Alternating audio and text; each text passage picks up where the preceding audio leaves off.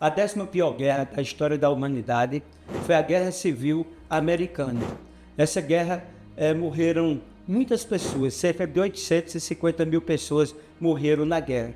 Naquele tempo que não existia uma densidade demográfica tão forte nos Estados Unidos e no mundo, significou o mundo. Foram vidas que foram ceifadas. Ela é também conhecida como a Guerra da Secessão ou Guerra Civil Americana. Ela aconteceu nos Estados Unidos, que foi uma luta travada entre os estados do Norte e os estados do Sul, de 1861 a 1865. Esse conflito foi iniciado quando os estados do Sul se separaram da União e formaram os Estados Confederados da América. E, meus queridos, o que estava no âmago e no centro daquela discussão também? A escravidão. A escravidão, ela tomava conta ali no Sul. Nós tínhamos as pessoas que eram trazidas da África e trabalhavam na lavoura de algodão. Era um sacrifício muito grande. Eles eram humilhados, eles eram maltratados, eles eram tratados não como seres humanos. A guerra aconteceu após o clima de tensão gerado nas eleições, onde Abraham Lincoln foi eleito presidente dos Estados Unidos em 1860. E como eu disse, nessa guerra 850 mil soldados morreram devido ao combate ardente, fome e doença durante a Guerra Civil. A abolição da escravidão dos Estados Unidos foi decretada em 1º de janeiro de 1863, com a Lei da Emancipação dos Escravos, e foi reafirmada com a promulgação da 13ª Emenda Constitucional de 1865, após o fim da guerra. Essas imagens que nós estamos apresentando aqui nos mostram exatamente a tristeza, o terror da guerra. Nós estamos em um conflito, e nesse conflito que Deus te abençoe, que Deus me abençoe, que possamos sairmos vencedores, porque Cristo venceu, nós haveremos de vencer.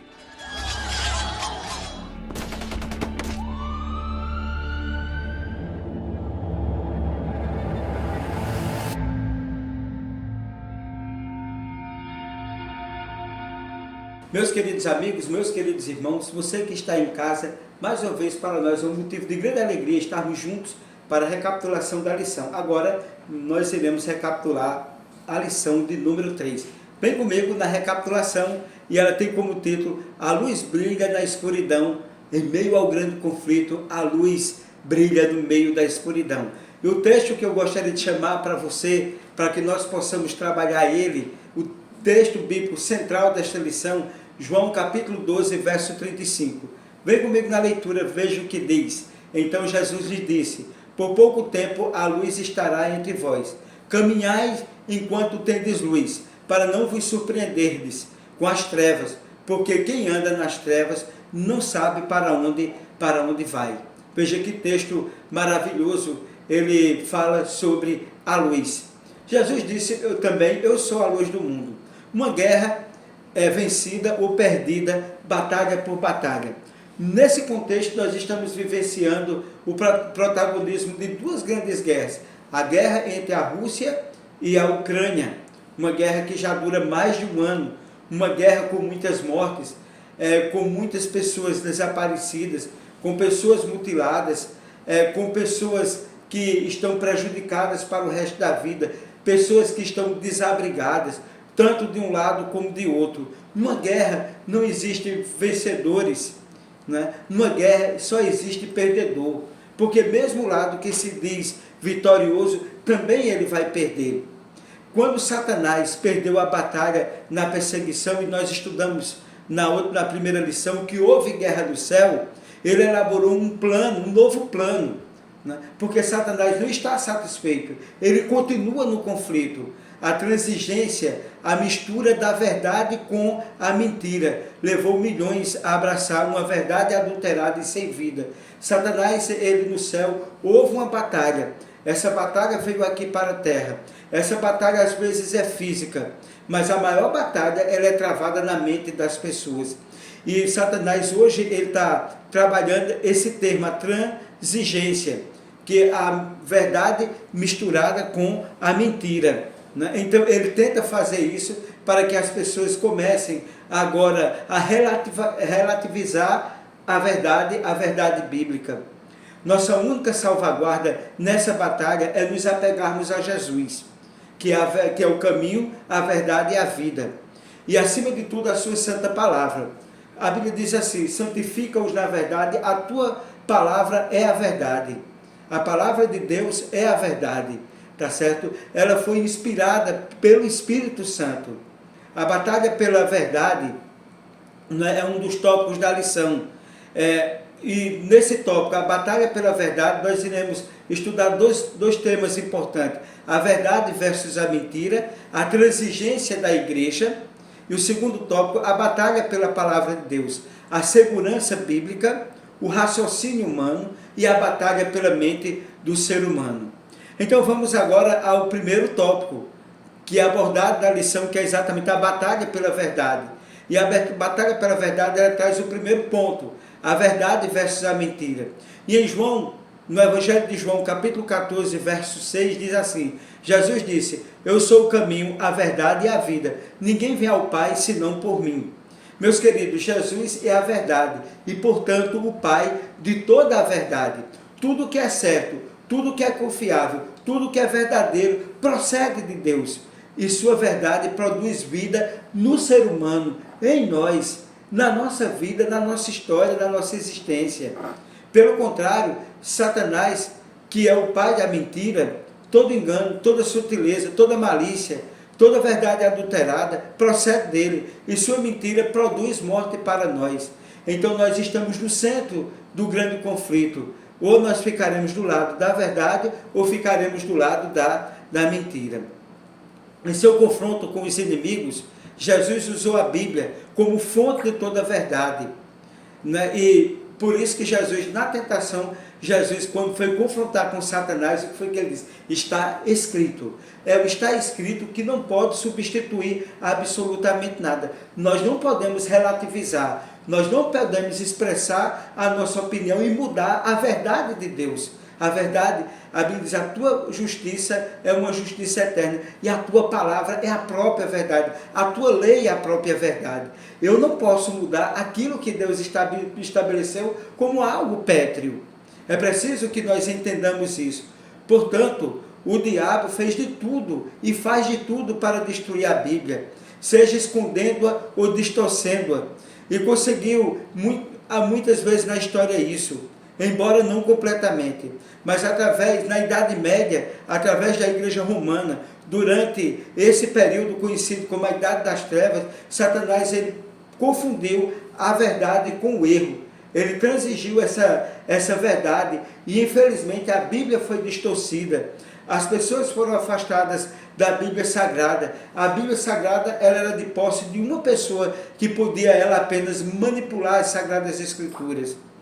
E nesse sentido, a transigência da igreja, em Atos no capítulo 20, versículo 29, versículo 30, assim diz: pois sei que depois da minha partida virão lobos vorazes entre vós, e não pouparão o rebanho, e os homens se levantarão de vós mesmos, falando coisas mais, para atrair discípulos atrás de si. Veja bem que haveriam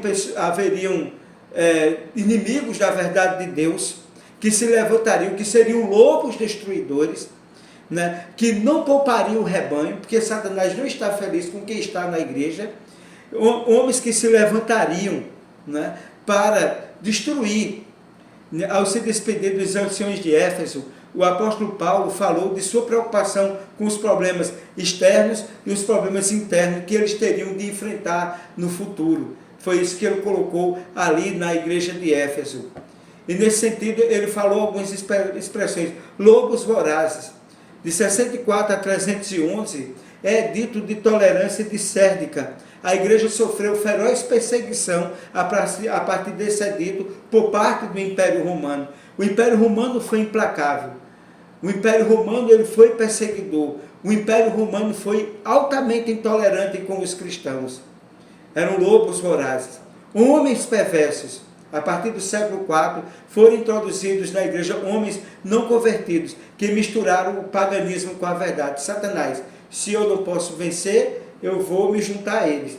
Satanás, quando perseguia a igreja através do Império Romano, quanto mais perseguia, mais crescia o número de cristãos. Então Satanás mudou a estratégia. Satanás agora usou homens perversos para se converterem ao cristianismo. E o imperador romano, já que os imperadores foram muito perseguidores, se converteu ao cristianismo. E nisso ele introduziu algumas mentiras dentro da igreja. A troca da guarda do sábado para o domingo. Foi introduzido algumas coisas ao longo do tempo. A doutrina da imortalidade incondicional da alma. As imagens da igreja e tantas outras coisas. Satanás usou essa estratégia interna para corromper a igreja, para corromper a verdade, e introduzir a idolatria, introduzir também a observância do domingo como dia de guarda da igreja. Como Paulo profetizou, esses erros foram aceitos, infelizmente, e permaneceram até o fim, e permanecerão até o fim da história da igreja. Né? Essa luta da verdade contra a mentira. E quem quer conhecer a verdade, ele trava uma luta muito forte, porque a batalha também é espiritual, a batalha se trava na mente. A batalha final será baseada no compromisso, né, de quem estiver do lado da verdade e quem estiver do lado da mentira. Meus queridos, não vai ter crente mais ou menos. A Bíblia diz, ou vai ser frio ou vai ser quente, não vai ser morno. Tá certo? Eu e você precisamos tomar uma decisão em nossa vida. E a batalha pela palavra de Deus é o próximo tópico da lição. E o ponto agora é a segurança da Bíblia. Em João capítulo 17, verso 17 diz, santifica-os na verdade, a tua palavra é a verdade. E meus queridos, a Bíblia é a revelação infalível da vontade de Deus. Ela apresenta o plano celestial para a salvação da humanidade. Portanto, nossa segurança é encontrada apenas na Bíblia e em cada um dos seus livros, capítulo por capítulo, versículo por versículo. E diz a Bíblia, regra sobre regra, preceito sobre preceito, um pouco aqui, um pouco ali. Veja que coisa importante, né, para a nossa reflexão, para o nosso entendimento. A nossa segurança, a segurança está da verdade, está em sermos intransigentes no cumprimento, no entendimento e na compreensão da verdade da palavra de Deus. Porque na Bíblia, nela, nós encontramos as estratégias do diabo, a criação, nascimento, vida, morte, intercessão de Jesus. A estratégia do diabo é dizer o quê? Que a criação, a morte, o nascimento, a morte, a ressurreição de Jesus, elas estão erradas. Mas a Bíblia vai mostrar para mim e para você, vai desmascarar Satanás e vai mostrar a relevância do nascimento, da vida, da morte, da ressurreição, da ascensão de Jesus e do seu segundo advento e da vida eterna. Se nós rejeitarmos parte dessa mensagem, por exemplo, o relato de Gênesis de 1 até 11, que trata da criação do ser humano, não é só rejeitar Gênesis, principalmente o capítulo 1 e 2 de Gênesis, mas é rejeitar a Bíblia como um todo, porque ali está a base, ali está dizendo de onde nós viemos, quem é o nosso Criador, quem é o nosso Salvador, quem é o nosso mantenedor. Ali está a base de tudo. E se nós negarmos isso, se nós colocarmos isso em segundo plano, nós estaremos irremediavelmente perdidos. E assim, meus queridos, nós não podemos relativizar a Bíblia. Uma parte serve e a outra parte não serve. A Bíblia é regra sobre regra, preceito sobre preceito. O Antigo Testamento e o Novo Testamento são 66 livros produzidos para o bem da humanidade. E no Salmo 119, versículo 105, diz o seguinte, a tua lâmpada para os meus pés é a tua palavra e luz para o meu caminho. E no Salmo 119, versículo 130, a explicação de suas palavras ilumina e instrui as pessoas simples. Olha que coisa maravilhosa. Eu e você, nós temos aprendido disso. Vamos agora ao próximo ponto da lição, o raciocínio humano. Provérbios 16, 25. Há um caminho que parece direito ao homem, mas o fim é caminho de morte. Veja que aqui a Bíblia é muito clara naquilo que ele diz sobre muitas vezes as conclusões que nós chegamos quando nós relativizamos a verdade revelada na palavra de Deus. Se Deus é quem inspirou a Bíblia, quem pode interpretá-la? Só Deus pode interpretá-la e nos dá a condição de interpretá-la pelo poder do Espírito Santo em nossa vida. Esse é um ponto. O outro ponto importante, sem a ajuda do Espírito Santo, nenhum ser humano é capaz de interpretar a Bíblia corretamente. Porque quem não tem o Espírito não aceita o que procede do Espírito de Deus, pois para ele é loucura. Ele não consegue entender, porque tem que ser discernido espiritualmente. Paulo diz isso em 1 Coríntios, capítulo 2, verso 14. As coisas da Bíblia são discernidas espiritualmente. Um exemplo do raciocínio humano é a autocrítica, que desde o século XVIII propõe uma interpretação acadêmica da Bíblia, tirando da Bíblia o seu cunho de espiritualidade. Sua abordagem básica é a negação dos milagres e a impossibilidade de prever o futuro. Sob essa abordagem, que benefício podemos obter da palavra de Deus se negarmos seu poder ou sua capacidade de conhecer o futuro que nos espera? É preciso que nós compreendamos isso, porque se nós se nós viermos a relativizar a Bíblia, né, e colocá-la em um patamar da autocrítica, relativizando os milagres, ou que os milagres não têm o significado que eles propõem, então, meus queridos, então o que é que vai nos levar a conhecermos e compreendermos a vida eterna? O que é que vai nos levarmos e compreendermos um novo céu e uma nova terra que habita a justiça? Ou nós viveremos nesse mundo como se amanhã nada viesse a acontecer. Viveremos nesse mundo e como os animais, comamos e bebamos que amanhã morreremos. Se relativizarmos a Bíblia, nós tiraremos o cunho espiritual e perdemos a perspectiva de um novo céu e de uma nova terra, e daquilo que Cristo pode fazer como milagre em nossa vida. Com certeza, o inimigo inventa caminhos que parecem retos, mas o final, como diz Provérbios 16, 25, é caminho de morte. A batalha pela mente. A maior batalha que nós estamos vivendo nesse conflito é a batalha pela mente humana. E, meus queridos, em 2 Coríntios, capítulo 4, versículo 4, diz: o Deus desse século cegou as mentes desses incrédulos, para que eles não vejam a luz do glorioso Evangelho de Cristo, que é a imagem de Deus. Nesse sentido, o que é que nós podemos dizer? Diz um ditado espanhol: o pior cego é aquele que não quer ver. Em outras palavras, é inútil convencer alguém a ver aquilo que ele não quer enxergar. É inútil você querer convencer uma pessoa que não quer ver. Você está dizendo, você está mostrando, e a pessoa não quer entender. Meus queridos, assim é com aquele a quem o Deus desse mundo cegou o entendimento. E o pior cego é aquele que não quer ver. Não adianta você explicar como aquela história. O cara que dizia que sabão era queijo. E o outro dizia, não, esse sabão não é queijo. Ele disse, é queijo. E ele disse, então prove. E o cara provou o sabão e disse, olha, o seu queijo é muito ruim, ele tem gosto de sabão. Tem gente que é assim, é intransigente, ele não abre mão. E o pior cego é aquele que não quer ver. A falta de conhecimento por parte de quem quer se perder, não é porque não tem capacidade de saber, é porque eles não querem saber da verdade revelada por Deus, eles querem negar. Até compreendem a verdade, mas preferem viver uma mentira, preferem viver em pecado, porque agrada o seu coração, agrada a sua mente, agrada os seus prazeres carnais. O diabo ocupou a mente dessas pessoas com muitas coisas que os impedem de pensar sobre o que é verdadeiramente importante em suas vidas, a salvação. E, infelizmente, o que é que acontece?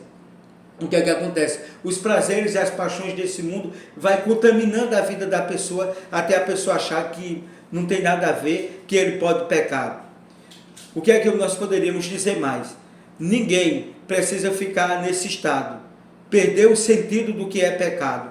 Quando a mente está em trevas espirituais, há uma luz que pode brilhar nela.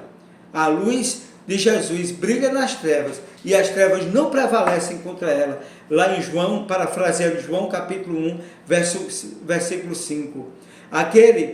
Aqueles de nós que aceitam essa luz podem desfazer a obra do inimigo e fazer a luz de Jesus brilhar através das trevas. Que brilhe a nossa luz. Estamos enfrentando uma batalha aqui na nossa mente, mas haveremos de vencer.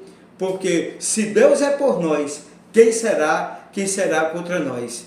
Que nós poderíamos dizer como consideração final: nós abordamos o envolvimento da igreja apostólica e pós-apostólica no grande conflito entre Deus e Satanás.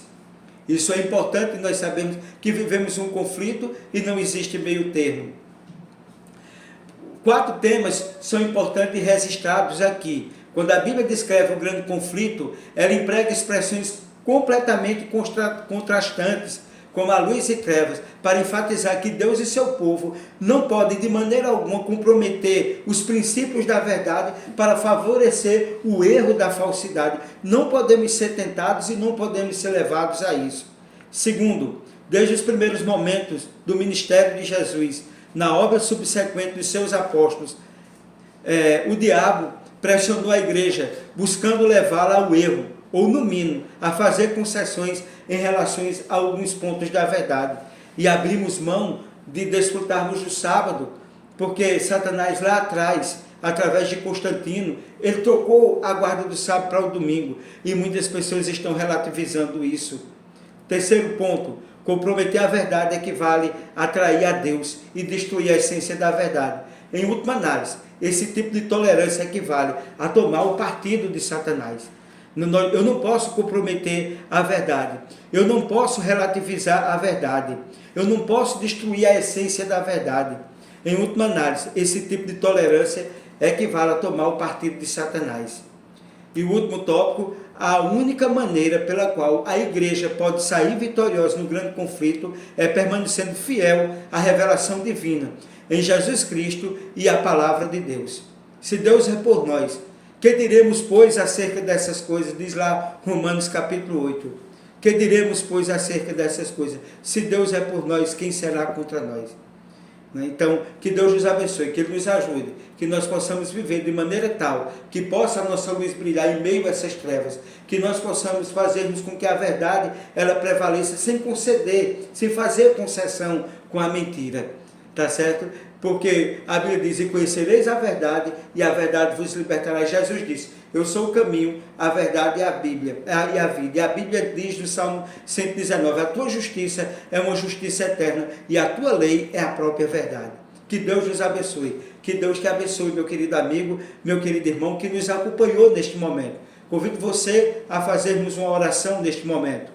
Senhor Deus, Pai de amor, de bondade e de misericórdia, nós agradecemos, Senhor, porque de uma maneira maravilhosa e extraordinária nos fizeste conhecer a verdade, a luz da verdade, que nós não venhamos a trazer as trevas para dentro da nossa casa, para dentro da nossa mente, para dentro da nossa vida, que possa prevalecer a verdade, porque a verdade liberta, a verdade traz felicidade, a verdade traz o verdadeiro caminho.